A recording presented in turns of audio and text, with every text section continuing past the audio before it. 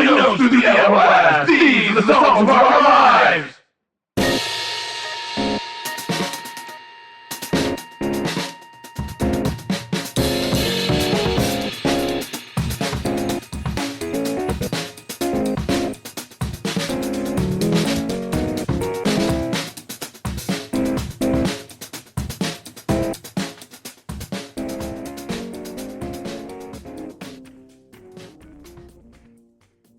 Hello and welcome to the latest episode of Songs of Our Lives. I'm Brad Rose. I'm an artist and composer, a writer, the founder of Foxy, Digitalis, and someone who thinks about music and sound far more than is healthy.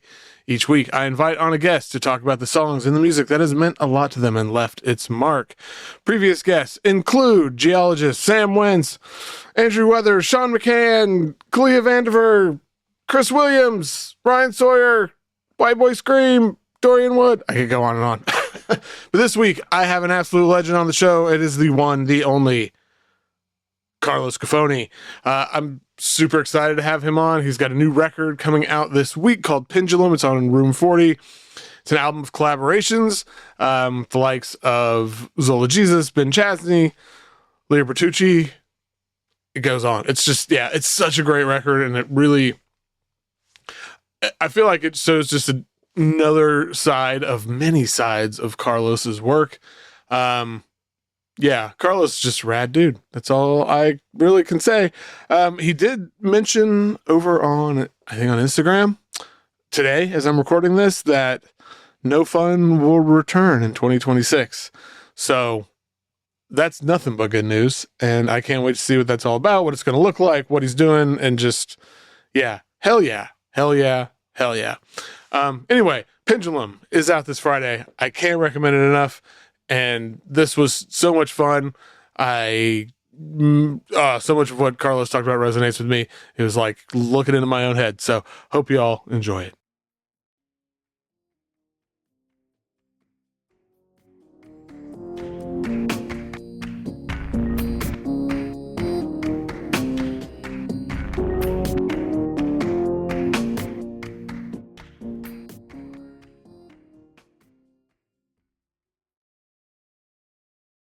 My guest today is a musician, a composer, a writer, the founder of some of the most legendary stuff in this realm of the world with No Fun, the label, the festival. It is Carlos Giffoni. Welcome to the show.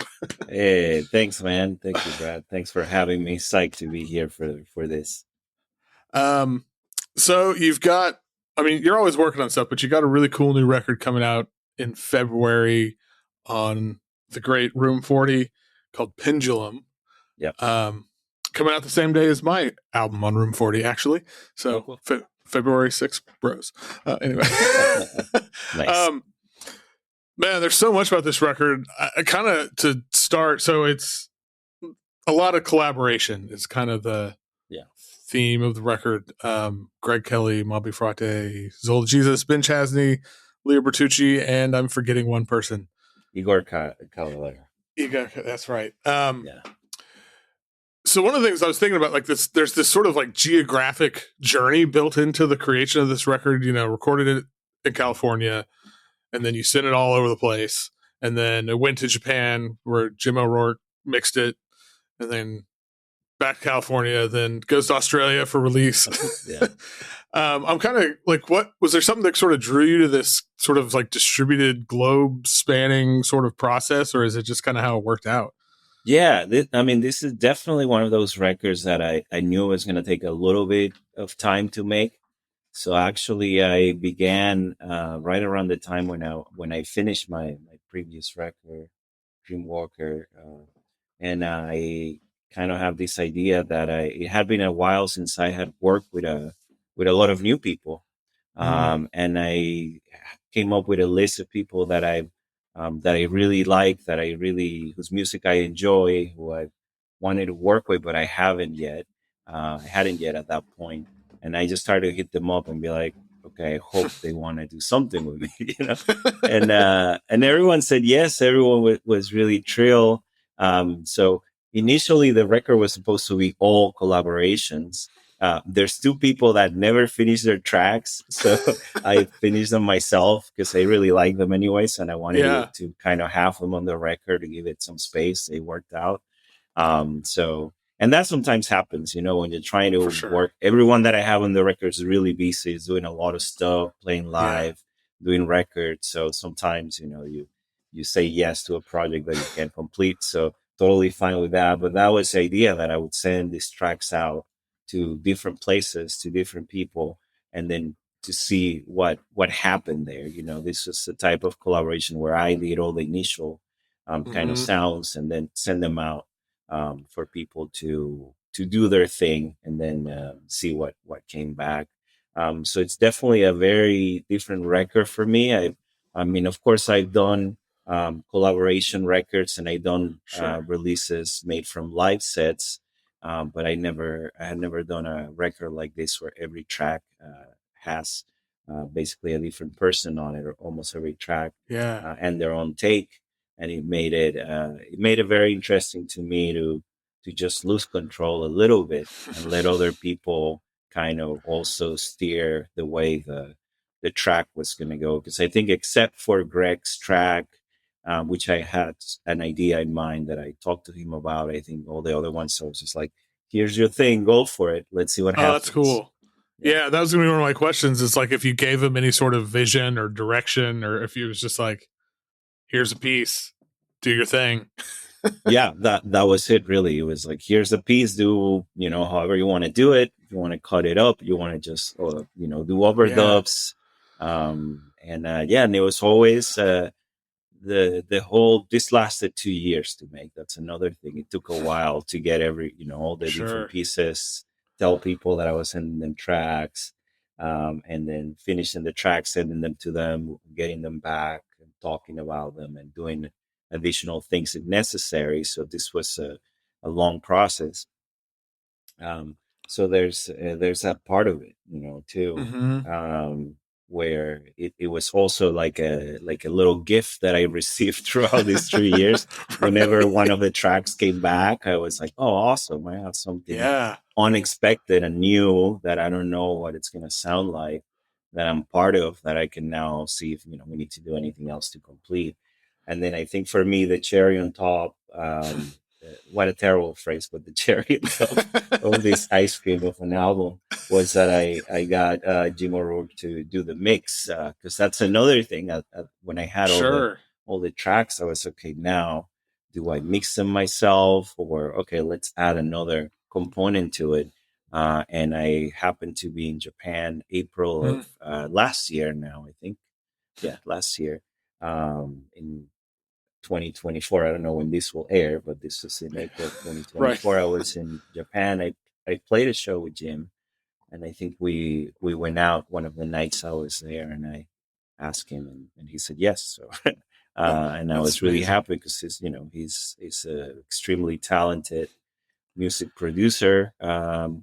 Has a, not that it matters, but a Grammy award-winning Grammy producer, and I got him to do the mix on my record, which is I was really glad. A really good friend. He's always been very, very kind to me, and I try to visit him whenever I can in Japan. So that was it. That's kind of how it worked out.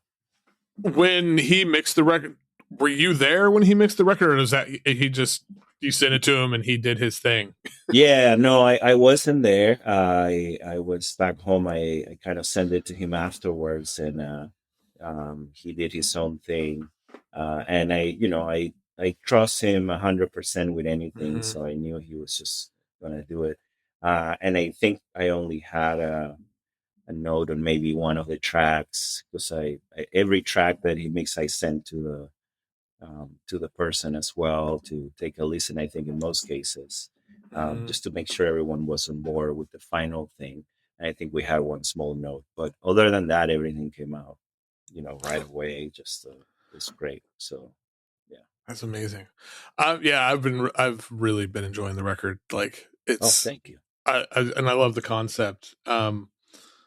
There's also in the writing you did for it for the label, this line that keeps kind of, keep going back to that I really love is the pendulum swings and the world keeps rotating endlessly, which is it's just like a really beautiful description. And I'm curious how does that idea sort of connects to the sound of the record itself, or maybe the concept of the record itself. Yeah, I think there's a couple of things there. The pendulum was originally used in one of the world fairs, which the cover art is depicting. I don't remember if this might have been in Paris. I think it was in Paris, and it was used to demonstrate that the Earth was rotating. So that's kind of where that came from. But yeah, a pendulum, like you just throw it and it comes back and it kind of keeps swinging back and forth. So then that also made sense to me from the perspective of sending this audio out somewhere and then just coming back, and then, while that's happening, things change. This record is going to release and I live in Spain now. I no longer live in the US. So the world keeps going. And, we do our things and come back to us, but, things keep changing and evolving. So that's kind of where that came from. And, the last couple of records I've done, I've enjoyed trying a little bit of, not necessarily poetry, but I guess some language, adorned language in a way to come to make it more complete, which I think it's important nowadays. I know a lot of people will listen to these tracks online, but I am I'm very much interested still in the physical part of the equation. I love albums, CDs still, and it's nice to open something and see some image, some writing that completes the project. So totally, that's part of it. Totally with you on that. Real quick before we jump into the songs, not about this record, but I did want to quickly ask about the duo record you recently did with Joachim Nordvall, which another record I really love. I wrote about it I don't know, I've lost track of time, but so you guys have known each other forever, but you've done stuff on Ideal, but this is the first time. Like, what finally made you guys decide, hey, let's do a record together? I this was a thing. I think I asked. I don't remember if I asked him or he asked me, but throughout the years I've known Joachim. I've been in touch with him. I've done stuff on his label. I visited him to his hometown. I know his kids. I spent some time in August a couple of years ago there. And I think that's when he said, oh, we should do a record together. I don't remember if it was me or him, but it made sense. And I had all these kind of like tracks. I always, whenever I make a record, I'm always recording stuff and I always kind of have stuff around. And I have all these tracks that I didn't know what to do with, that I didn't necessarily want it to finish or didn't know how to finish. And I was like, okay, I have enough here to give to Joachim to see, what, let him do his thing again, similar to how I did this record. So I had stuff that I thought would work for him specifically. And that's how this record happened. And it took a while to come out, but it's been, for me, it's been really fun to finally work with my friend on a record, and I really like what he did and the way we finished it and it came out. We were trying to do some shows for it, but we quite couldn't make our schedules work. But I would love to also do some live shows with him in the future. Yeah. When I was kind of prepping for this, I was like double and triple checking. I was like, wow, they really haven't done a thing together. It's because I associate like No Fun and Ideal. Yeah. Like we had for No Fun Fest, we had the last version of it happen in Sweden. Right. And that was through him. Basically, he managed to get some funding to make it happen and help me. And kind of, if it wasn't because of him, it wouldn't happen. So yeah, we definitely have been entangled in projects for a long time. Just had never done a collaboration until now. yeah, I think it came out really good. Yeah, I'm Yeah. happy with it. Yeah. It's a killer record. Thank you. All right. Well, I don't have any good segue here, but we're going to jump into all of the regular part of the episode. And so, as always, I'm going to start with, what is the first song that you remember? Yeah, so the first song I remember is the theme song for the Spider-Woman cartoon in Spanish, because it's completely different from the one in I guess any other languages. The cartoon is called Mujer, Araña, and I think that's the name of the song as well. And it's this kind of disco-y, new wave almost thing, and I've never forgotten it. Mujer, Araña. And it's like super catchy, and then describes some of her. And I double checked this. I looked at the version in English, and it's just some instrumental thing that nothing like it, And it's lame. it is super. Yeah, the English version is super lame. This version, it's amazing. And I realized that this happened a lot in cartoons in the 80s and 90s too, where particularly in Spain they would do a new version of the song for the Spanish speaking audience, so I have, there's some Japanese cartoons, for example, that I watched as a kid that also had this treatment as well, where they had their own version in Spanish of the song that has nothing to do with the original. And furthermore, I had a vinyl that collected all the different Marvel superhero theme songs that my dad must have bought me, because I remember just looking at it and playing it like every day. But I don't remember. Yeah, it was like the Spider-Man one, and there was one for Hulk and a couple other things on it, all the Marvel superheroes. And but this one always stood out. I just really always loved this song, and I don't know anything about like who recorded it or anything. It's something maybe I should look into. But yeah, it's the first song I remember listening to from my childhood. Yeah. I mean, I can understand, like, when I was prepping for this and listen, I got it stuck in my head. Like, it's so catchy and it's so good. So I can understand how it's like stuck with you for, 30, 40 years. Yeah. I am. That is a good question, though. I wonder who did write it. It's like, it's just it's a fun, cool song. Or what is a song that either makes you cry or makes you feel in that kind of space? Yeah, so for this, I have Always Trying to Work It Out by Low. Low is a band that made this record called Double Negative that I really love. It's one of my favorite records of all time by any bands.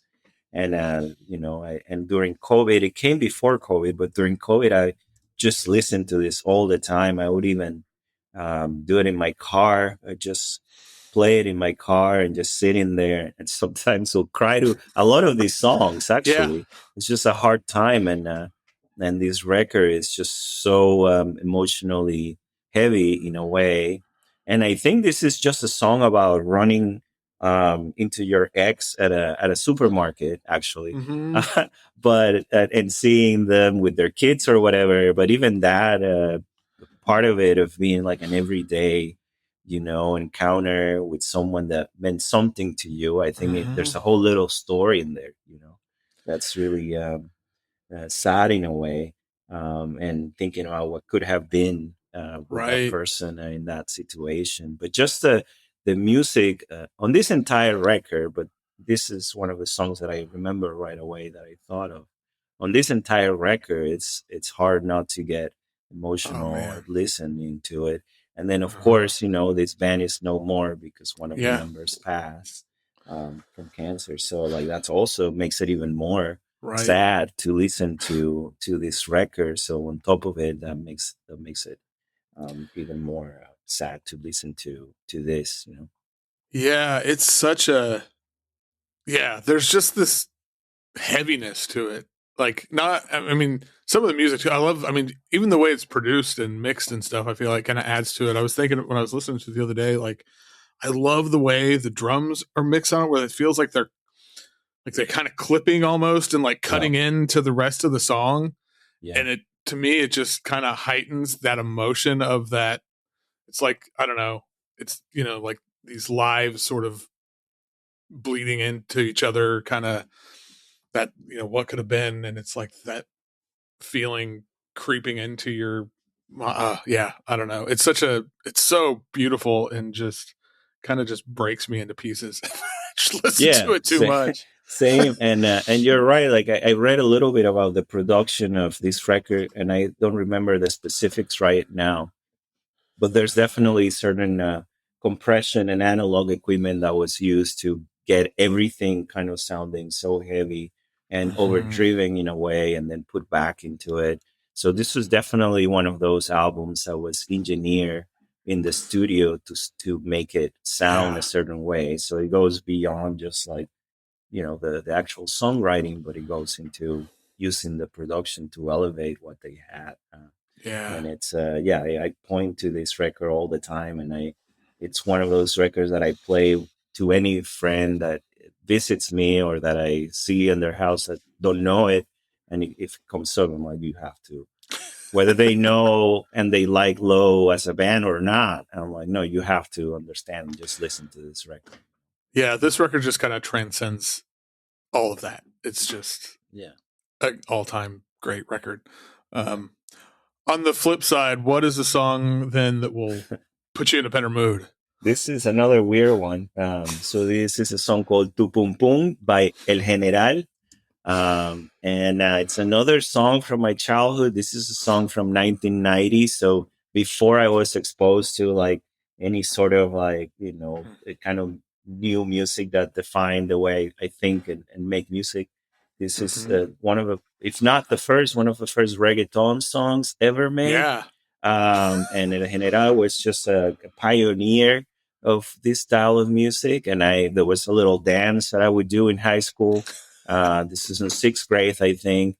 So before, but sixth, seventh grade.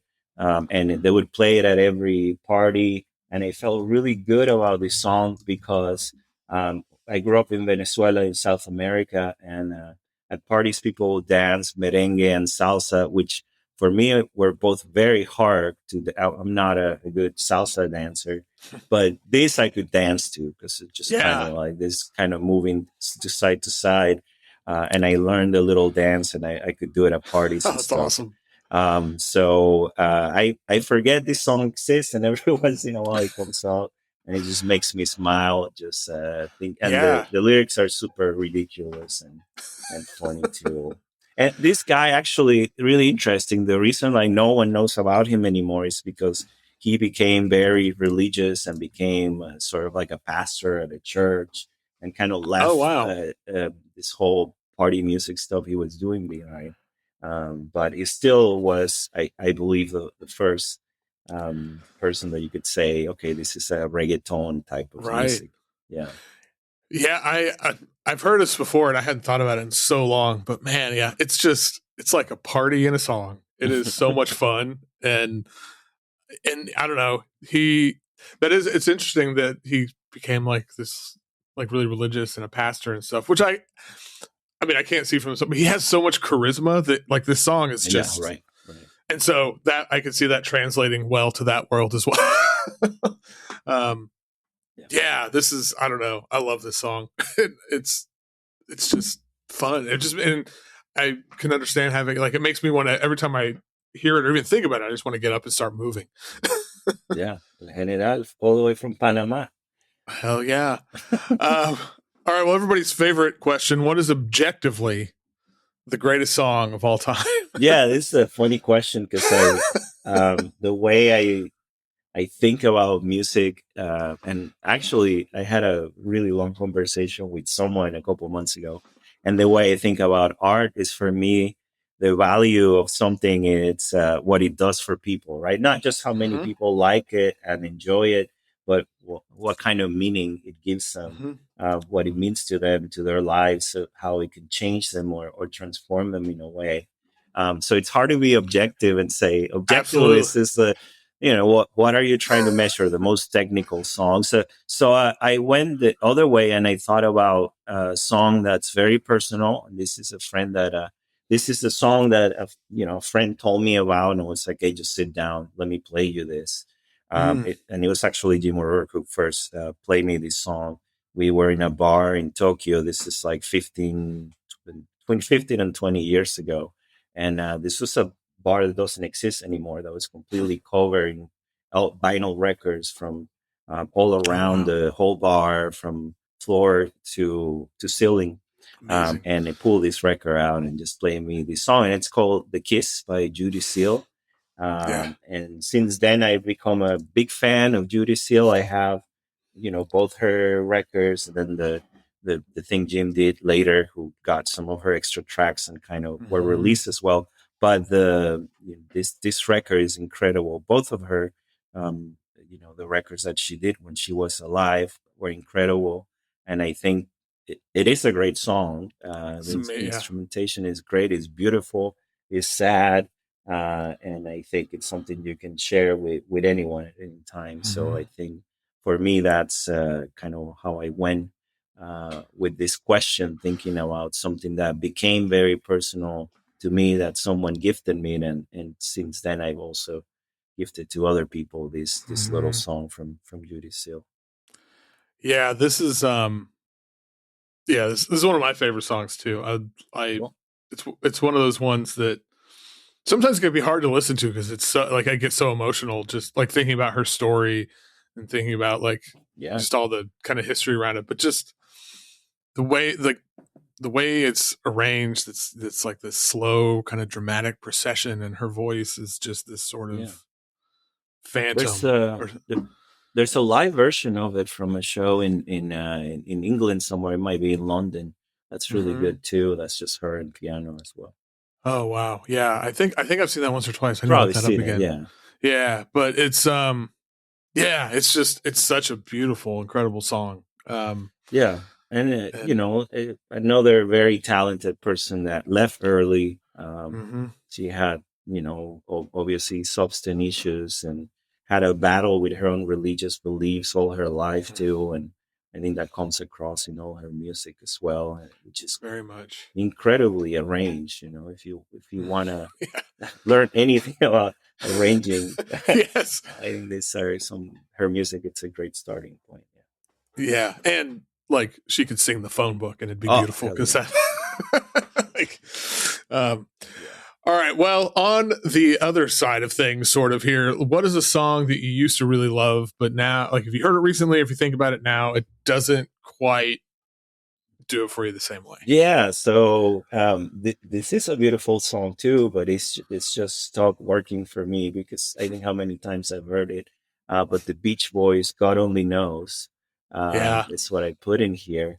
I mean, when I was, I guess in college particularly, I had a lot of friends that loved this record, and I got really into it. And then also when I was going through some hard times in my early 20s, like everyone does, there was a period of time where I listened to Pet Sounds like every day, multiple times. And it worked for me for sure for a long time, but I've heard this song used in so many things, and I'm sure I've heard in movies and TV and stuff that, and there's so many versions of it that it doesn't have the same effect that it used to have on me anymore, even though I still think it's a great song. Yeah, no, that makes a lot of sense. Yeah, because it was funny when I got your list, because I think a number of people have picked this as sort of the objectively best song of all time, which, I get kind of where that comes from, but it's one of those things that it sort of becomes so like ubiquitous in a way that it, for me, like similar for me, or it's just, it took the edge of it off, and like it doesn't, it doesn't, right. It's like, I recognize it's an incredible, beautiful song. I'm not going to argue that, but for me, it's just kind of, all right. Yeah. I mean, how much, it's like, if you like eating spicy food, eventually you have to go even spicier or it won't work. Yeah, exactly. Yeah, eventually I'm just going to either be listening to like Silence or Harsh Noise Wall. Oh yeah, both. I listen to both equally. Yeah. Right? Yeah, they kind of do the same thing for me at this point. Yeah. Okay, well, what's a song that most people hate? I don't know, or some group of people hate. Somebody hates it. I don't know. Yeah. You don't care. You love it anyway. This is a weird one because I can think of many things that are on the opposite side of this that I hate and people like, or some things that I like and some people hate that are my friends, but a lot of people like. So I went with something a little different, and I think this might be one of the few, if not, one of few very experimental songs that I put in here. But this is Hecker Pandemonium 9 playlist. This is from a 12-inch that was sort of had some, I guess, reworks of some of the other stuff he did.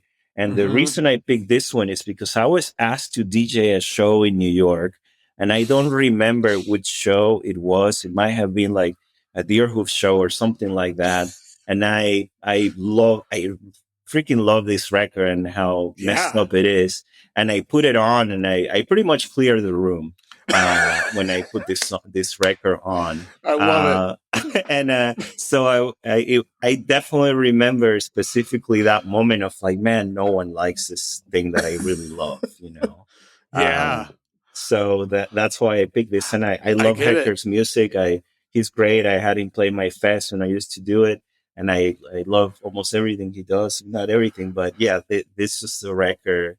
One of those moments where I was like, yeah, I just empty the room because I play this Hecker record. I can 100% imagine it. I think I love this thing, man. It is, talk about like sound that warps your reality. It is so, like, I feel like it takes like a certain amount of endurance, like, to listen to and really, and I love that about it. Like it, you get through it and you're like, whew, okay. That really, good morning. Yeah. Put this on in the if you're trying to kick caffeine, just listen to Pandemonium 9 playlist and that'll do it for you. I love the idea of, though, like, especially like, if you were DJing, especially, like, and I love Deerhoof and stuff, but I imagine people going to a Deerhoof show are not. It could have been some other show. It comes, I think it might have, I don't know if it was Deerhoof or something else, but it was something like that. It was definitely maybe not the right place, but it was at a time when I was at my height of belief of like noise and weird music conquering all. And so I boldly went with this record. I always tell people these days, like, there's a lot of new like noise projects around here in Tulsa, a bunch of kids in their young 20s and stuff, and I'm like, man, you aren't really in it until you've cleared a room. That's like that's an experience we all need.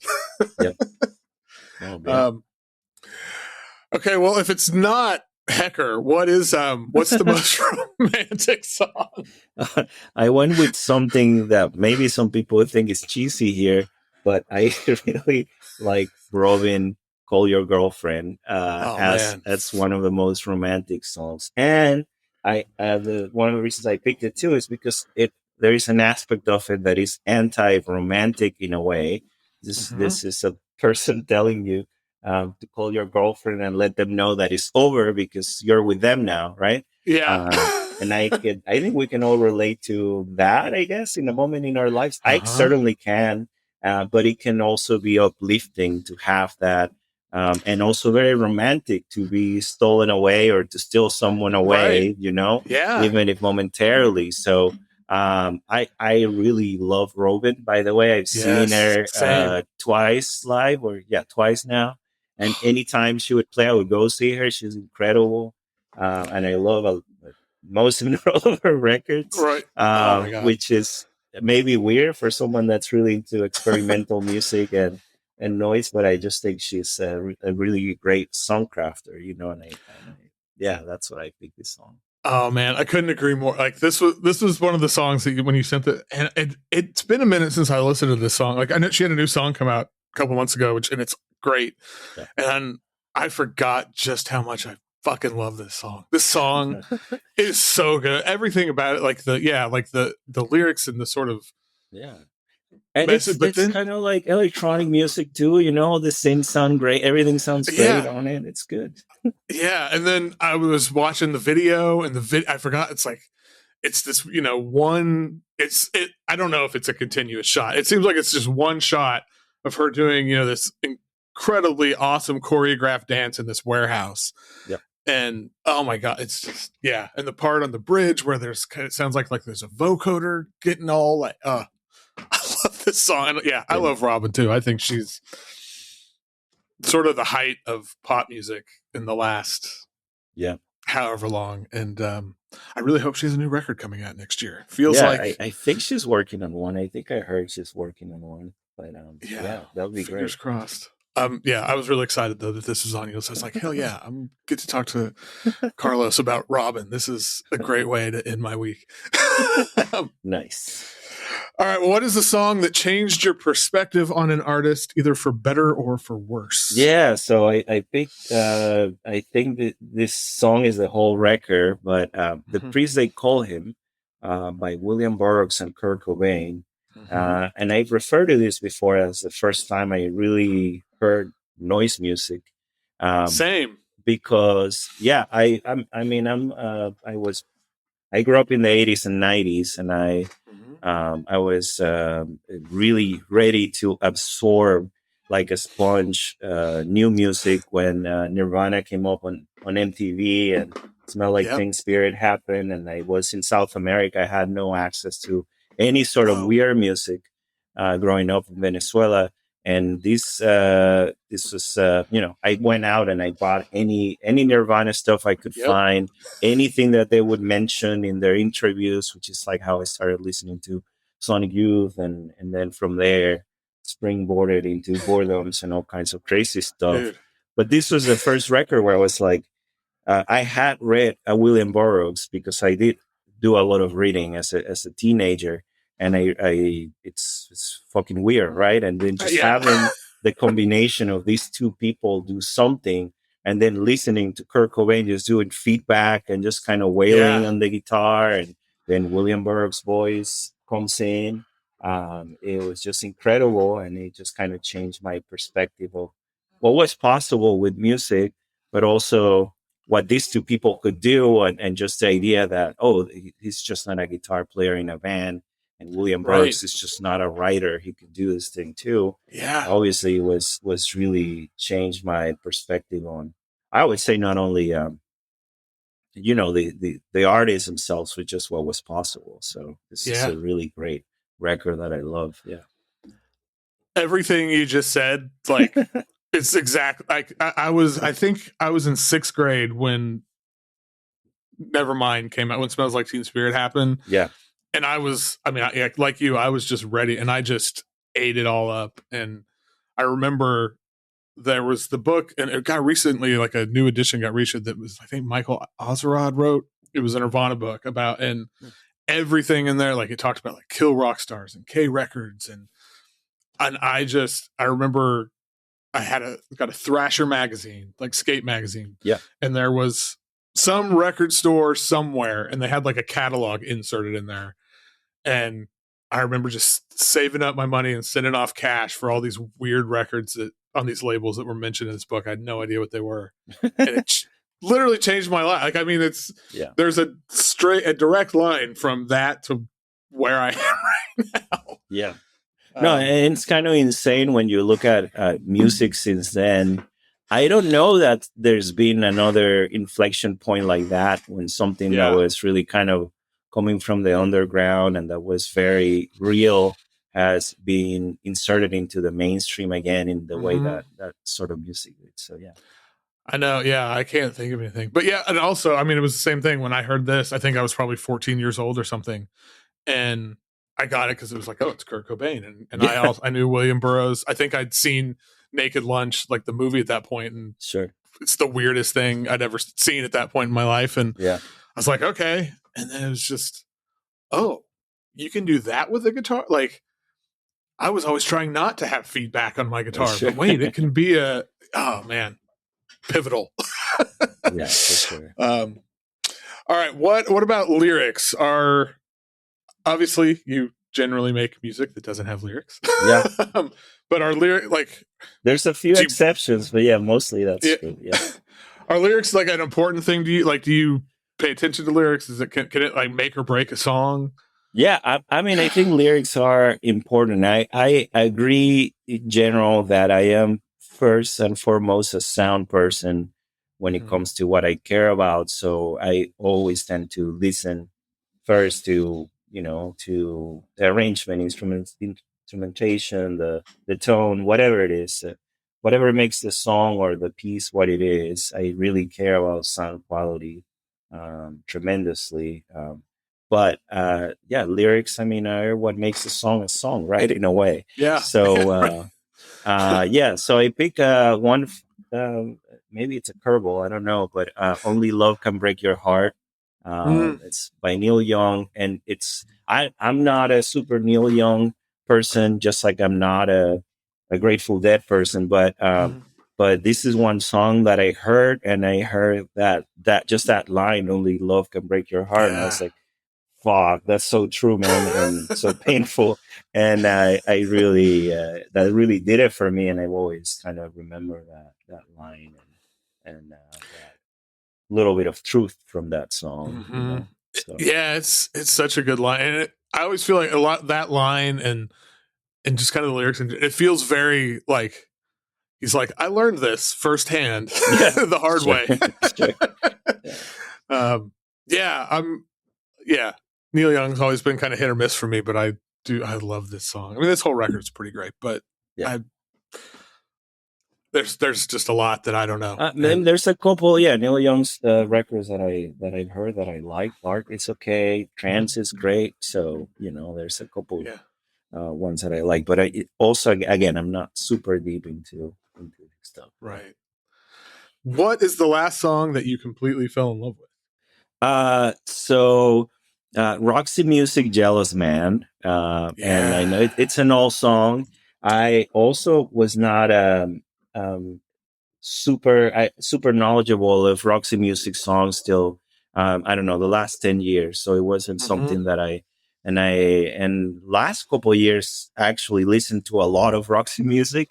And this one I was just kind of looking for karaoke songs for some reason. Oh, nice. And this was one that I was like, oh wait, I can sing this song, and it's silly in a way, and it's just kind of I just kind of like it and love the whole song. So it has some whistling at the end too, so you can practice that as well. So anyways, I ran into Roxy Music recently and been really digging into their stuff, and this is one that I love. I love that it's like one of your karaoke songs, because one of the things like that's really cool. Like I really love how Brian, like how he sings on this song. So like I think it feels very restrained, but also like on the point of almost like he's about to just fall apart. Right. It's a little ridiculous in a way, right? This song, it works too. It's I think I like it. I think it's a great song. Yeah. I think part of why it feels like it leans into the ridiculousness a little. Like they called it Jealous Guy. Yeah. So it's like there's some self-awareness. Yeah. But yeah, it's a great song. What's the best hype song? Oh, this one's probably an answer a lot of people gave. I would imagine, but yeah, Survivor, Eye of the Tiger. Yeah. I mean, dude, Rocky, and just anytime this song comes. So this is actually another good karaoke song too. Yes. And everyone knows this song, and when it comes to dang, dang, dang, dang, you know exactly what it is, and the bass. It's a really incredible song. I don't know what else to say. It is. It's like as soon as that riff hits, which that's going to be like one of the most iconic riffs ever. I mean, it's just like my fists in the air, like I'm ready to run through concrete. Yeah, exactly. Right. It gets you ready to go and do anything, Yeah. Surprisingly, this song has never been picked. Really?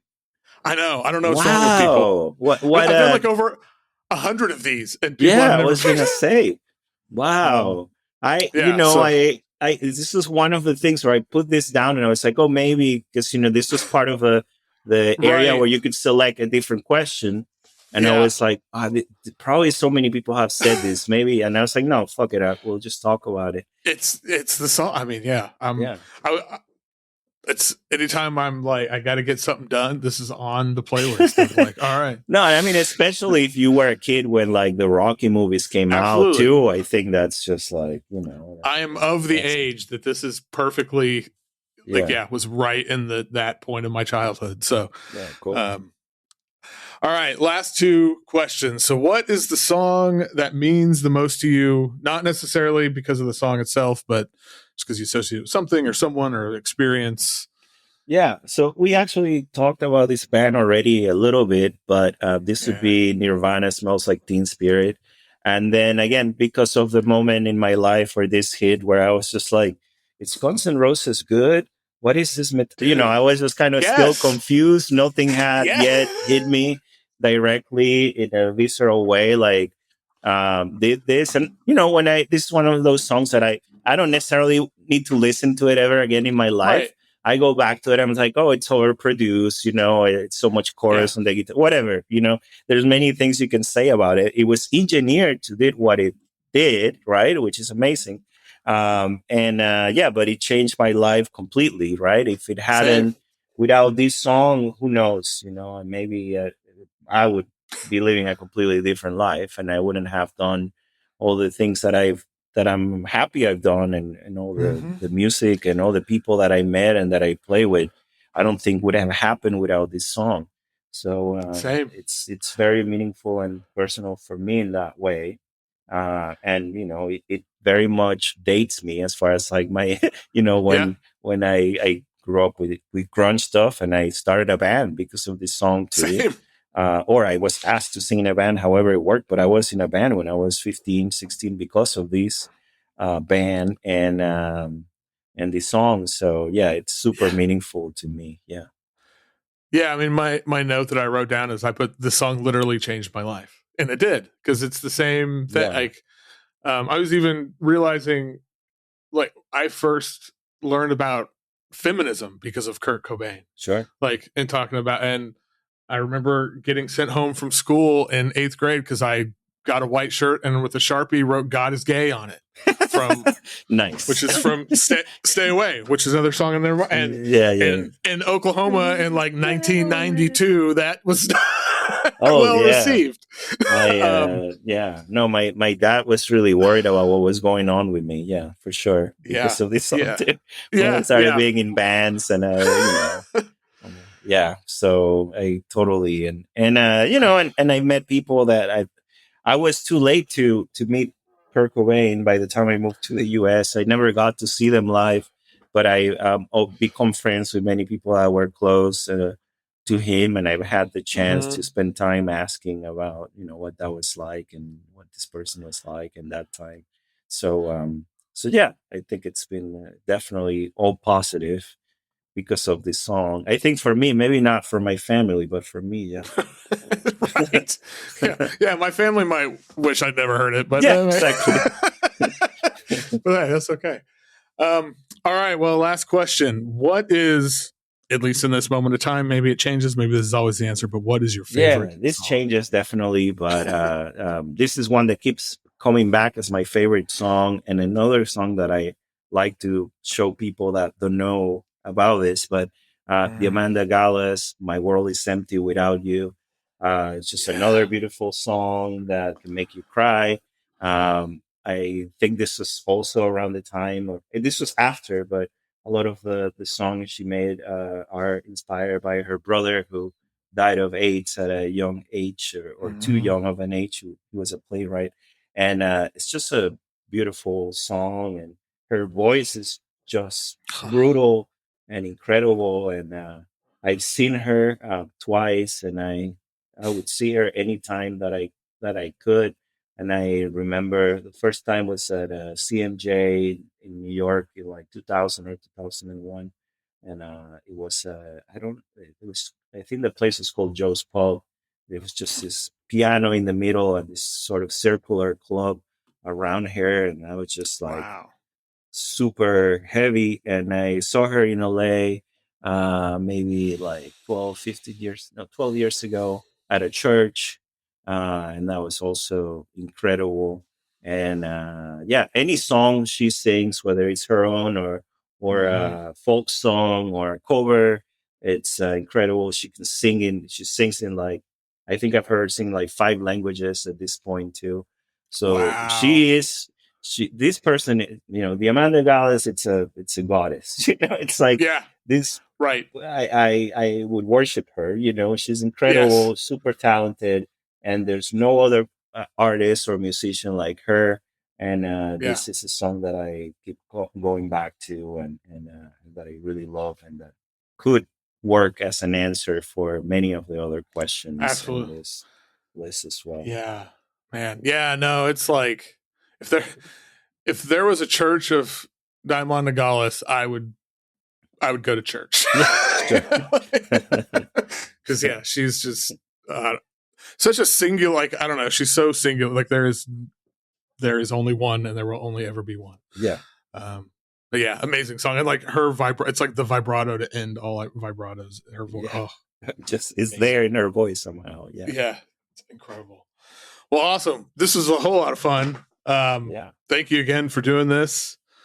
Pendulum is out on February 6th on Room 40. Is there anything else you want to plug? This will probably be out sometime late January, so I don't know if you got anything else. Yeah, that makes sense. I'm really excited about this record coming out. I'm really thankful for all the people that collaborated with me on the tracks, and they're all amazing musicians that I love.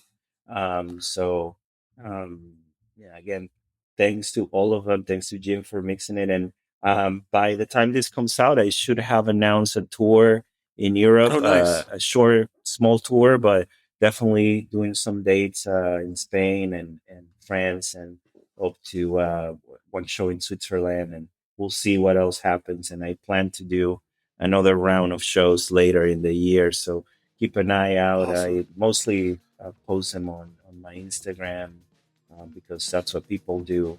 But yeah, by the time this comes up, there should be an announcement for those tour dates as well. Sick. Awesome. Thank you so much. You.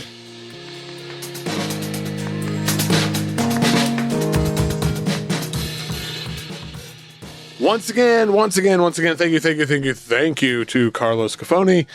Please check out Pendulum on Room 40. Link to that in the show notes. Also link to his picks, the playlist. And everybody, thanks for listening. This is, feel like we're off to a good start this year. I'm going to try to keep these going weekly. I can't promise that it will because there's a lot going on and scheduling and stuff, but there's lots of great episodes on the way. So thank you everybody for listening. Please leave a rating, review wherever you listen to podcasts, subscribe, all that stuff. Patreon.com/Foxy Digitalis if you want to throw a few bucks my way to help keep it going, help offset costs. I'd appreciate it. But either way, thank you for listening. And until next time, keep on listening to whatever the hell you want.